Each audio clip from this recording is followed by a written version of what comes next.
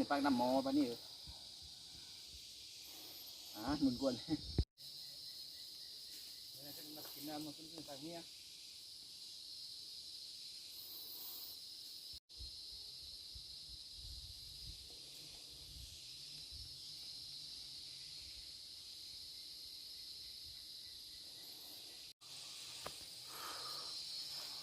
ตู้กันยันจริงด้วยจริงด้วย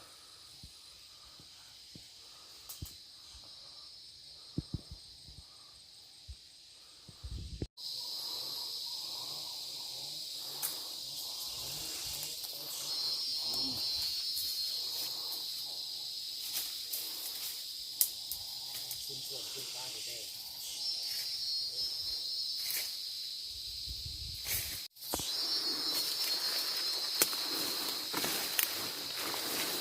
นั่นมันสักนั่นเลยเดี๋ยวจะเชื่อมันอีกเอาวันนี้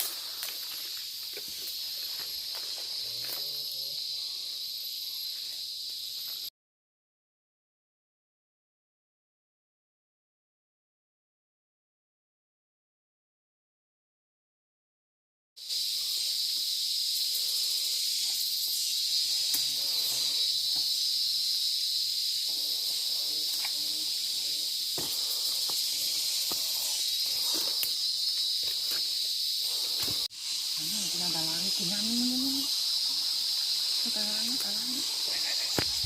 ตาล้างนี่ตาล้างนี่กินน้ำมันน้ำนมเกี่ยวตาล้างนี่นั่นเลยนี่นี่จะให้นี่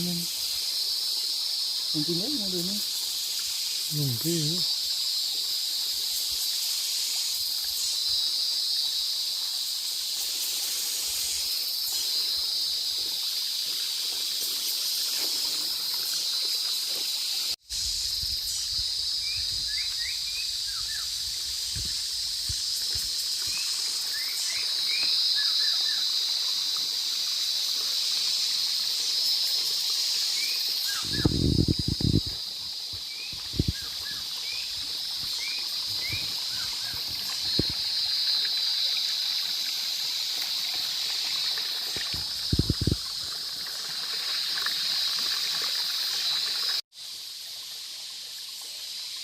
เพื่อขอบเรือไหม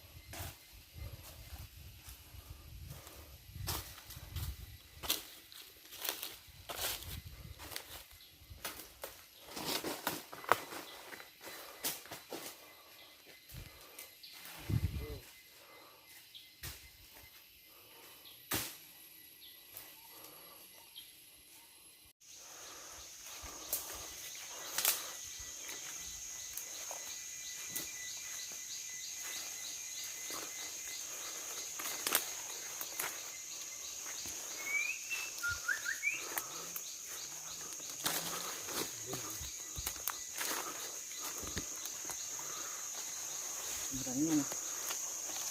นี่ตรงนี้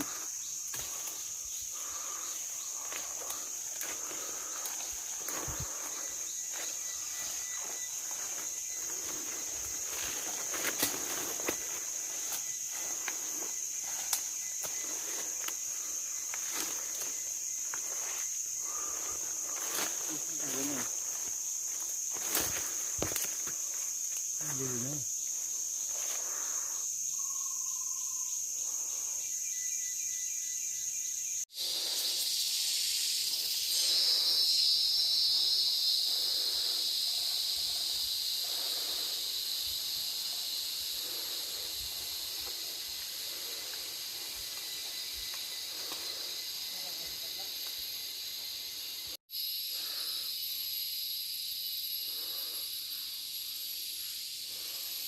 นี่มันเป็นคนด็อกนี่ไม่ต้องมัน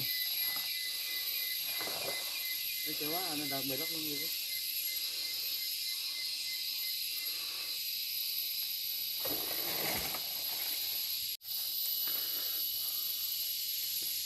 น้ำไม่ได้ทุกวันอย่างนี้เนี่ย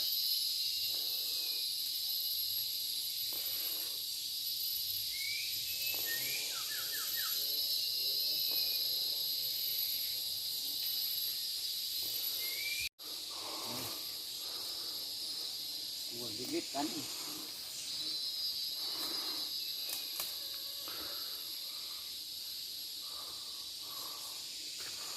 เด็กมองมองเล่นเลย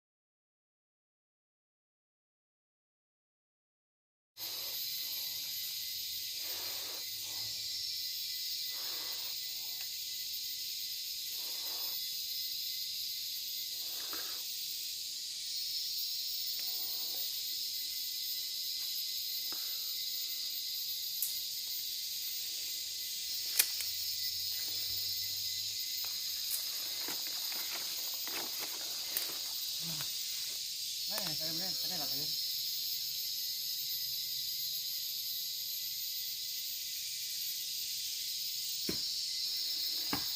นี่หมกก้นอยู่วะ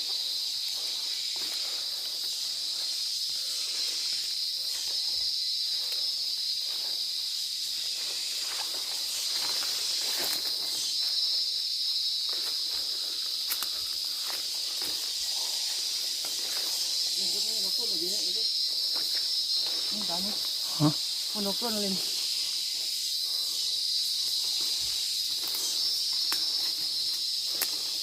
หกส่วนเหรอ นั่นไงอาจจะเป็นนู่นมันแล้วก็ได้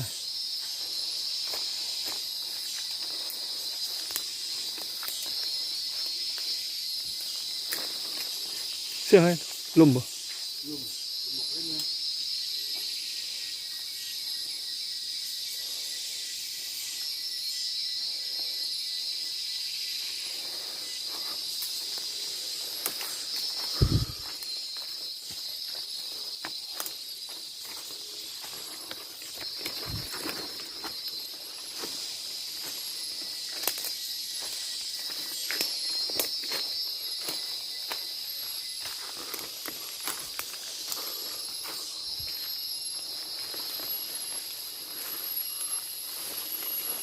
ได้นี่หมู่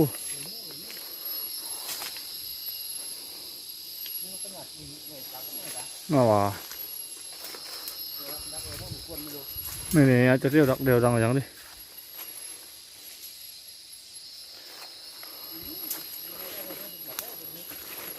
ฮะไม่ใช่เด็ดตรงนี้ใช่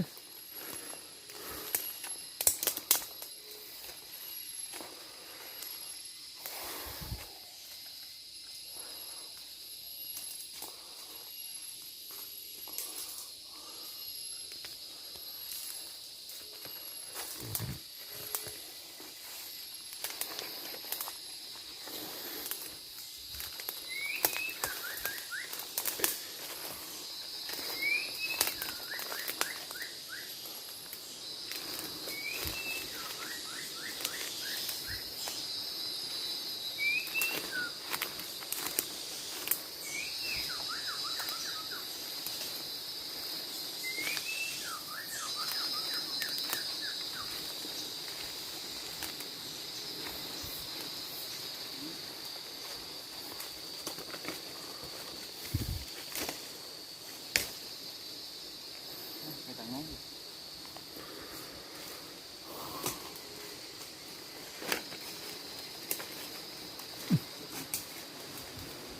ข้างข้าวข้างข้าว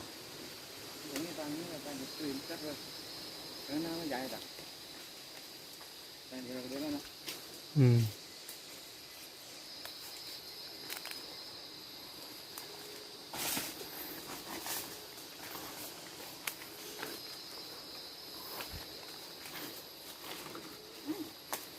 มีตังค์ไหม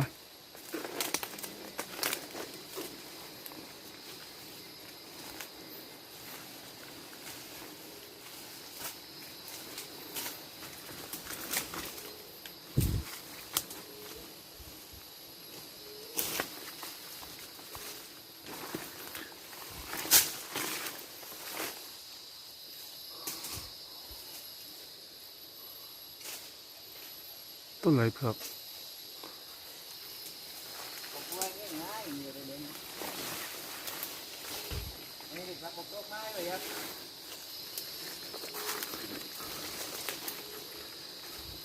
เดินต่างคนเดินต่างเดินต่างกัดเดินไหนนี่ หลังคนหรือหลังสัตว์เหรอ นี่ อะไรมาดิ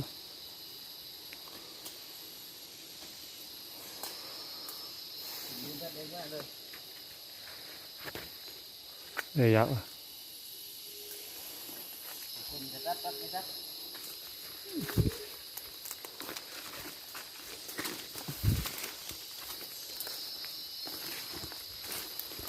มาเดินชมปลาสิ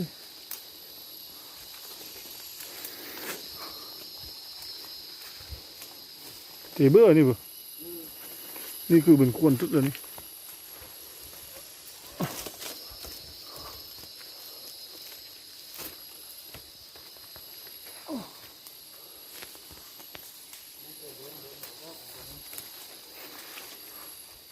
ไม่เคยขึ้นมาดิ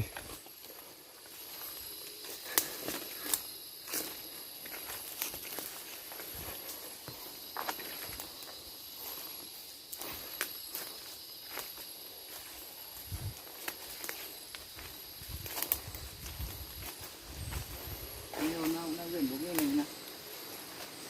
เปลี่ยนไปลงต่ออ้วนๆเอาแต่สักทีละอ้วนตะคนนู้น น้าไปลงคนที่เจ้าแต่ว่าด้านหลังเลยนะ ไม่รู้ลงไว้ได้สักไว้เลย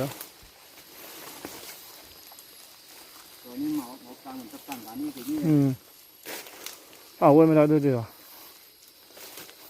โอ้ยไม่รู้ อืม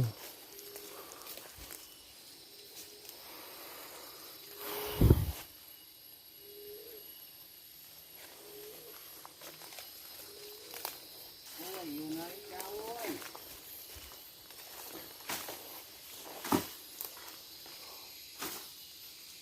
โดนเลย ไม่รู้รอกันออกมาตอนนี้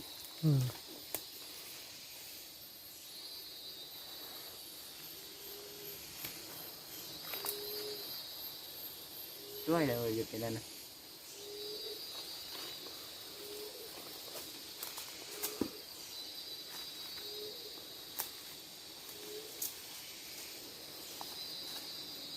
น้องเสียค่าของตอนนี้แล้ว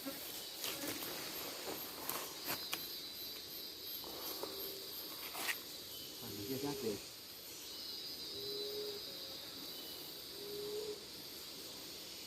ต้องนะถ้าตีปักสักทีวันนี้ละตีดู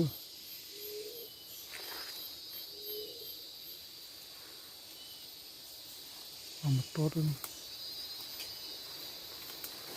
เอาเลือดตั้ม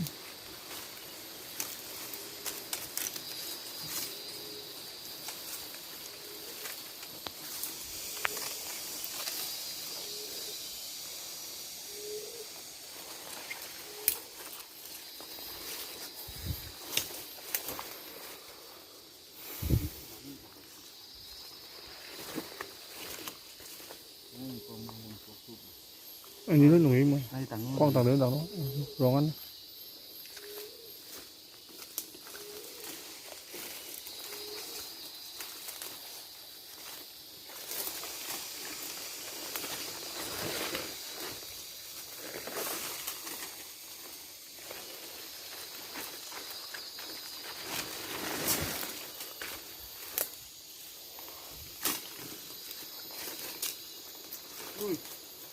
น้ำอ่ะ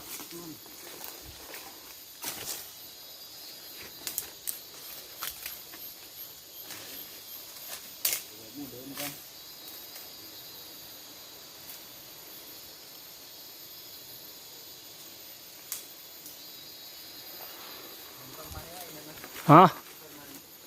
หนังก่อนไหมไปว่ามีป่ะ เลยนะโว้ย มีป่ะ thì bơ bơ okแล้วตรงนี้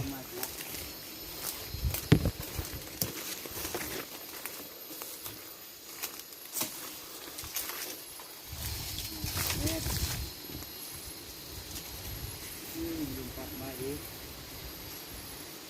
ด้วยปะ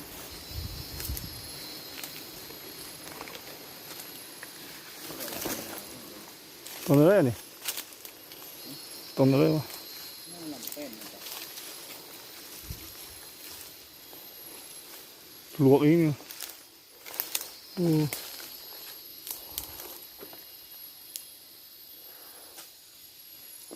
มีโอกาสเรื่องไหม โอ้ดีละ เนี่ย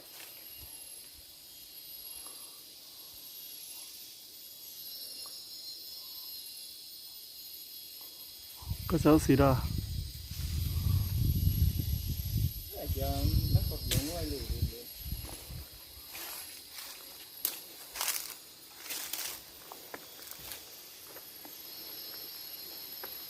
อันนี้ต้นไม้มันเลื่อนถึงกับปัดไอ้ต้นเล็กๆลงมากันนี่นะ มันลงต้นเลยลงเลย ต้องต้นเชียงตัวมาเลย ลงปันงั้นเหม็นเลยนี่น่าจะเลือดจมอย่างนี้